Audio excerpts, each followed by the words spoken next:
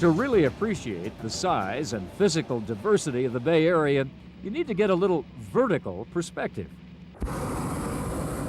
To appreciate the mountains, the cities, the farmlands, and the seacoasts, you need to fly low and slow in a couple of old-fashioned flying machines. It's beautiful up here.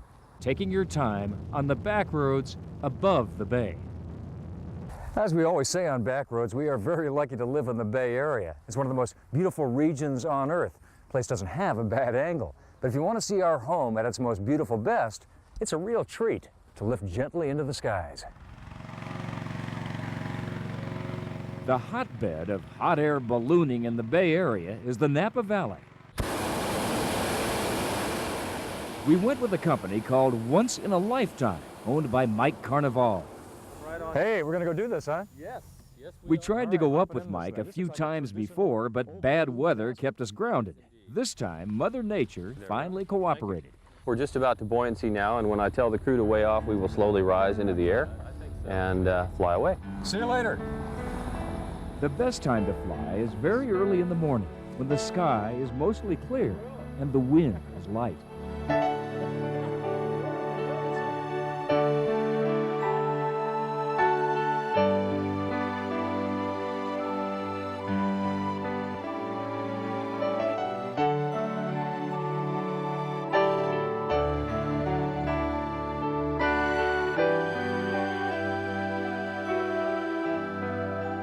From the air, the classic shape of the Napa Valley reveals itself. A river flows along its spine, and lush vineyards reach towards forested hillsides.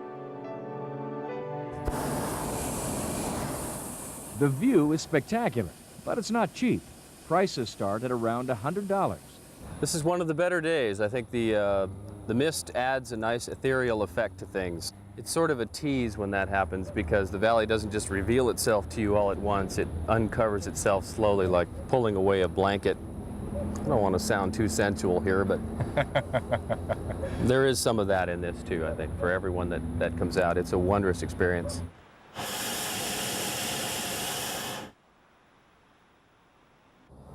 Tell you what, this is worth getting up awfully early in the morning to go do, even if you have to wait a few times. The balloon floated effortlessly, so slowly that it felt as if we were barely moving. That's the unique perspective ballooning gives you. It's like a walk at a couple of 100 feet of altitude. As we walked above the vineyards, we got so low it was easy to spot jackrabbits scrambling about. It's so simple and yet it's so awe-inspiring. And I think a lot of it is just the visual impact of it all. It's an unrestricted view, and a lot of people tell me it reminds them of flying in their dreams. And that's a pretty special thing to be able to give people a dream.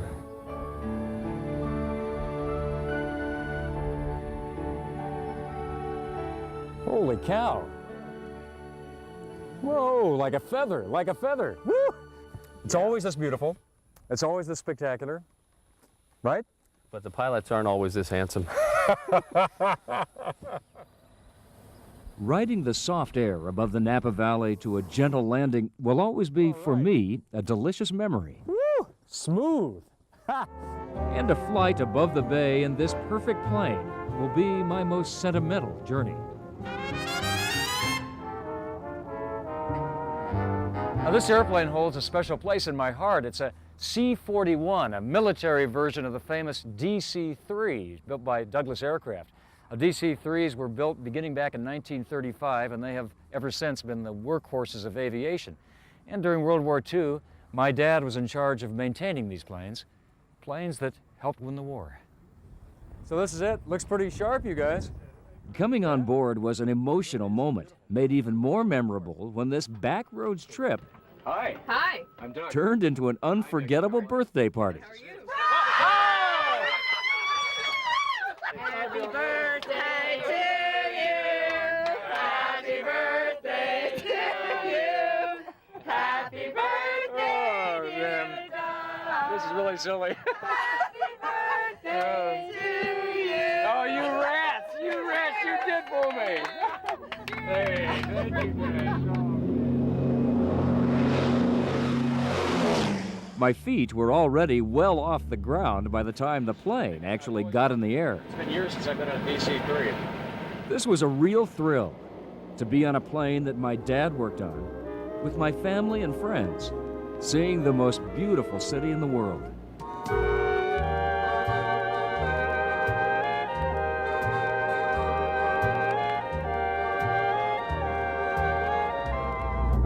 Wow, look at this, you guys.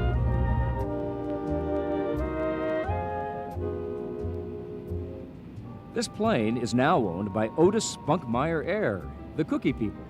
They restored it to its original Army Air Corps glory, and in 1994, it flew across the Atlantic for the 50th anniversary of D-Day.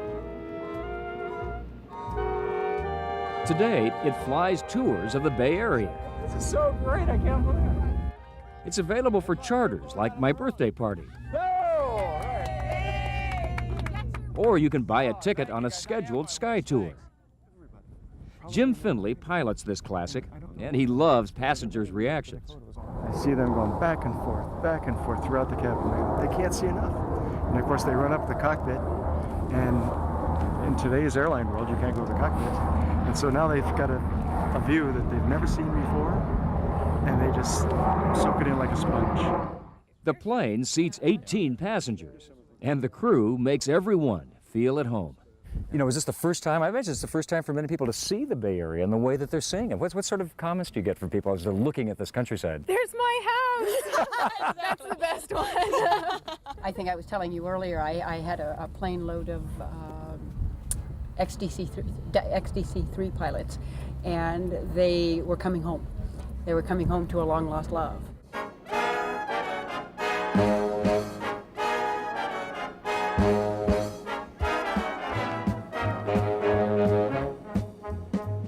Flying in this DC-3 gets you just high enough to see the whole Bay Area, but close enough to the ground to see the details. In this age of jumbo jets, it's the flying machines of a past era that let us walk slowly through the skies and down paths filled with childhood memories.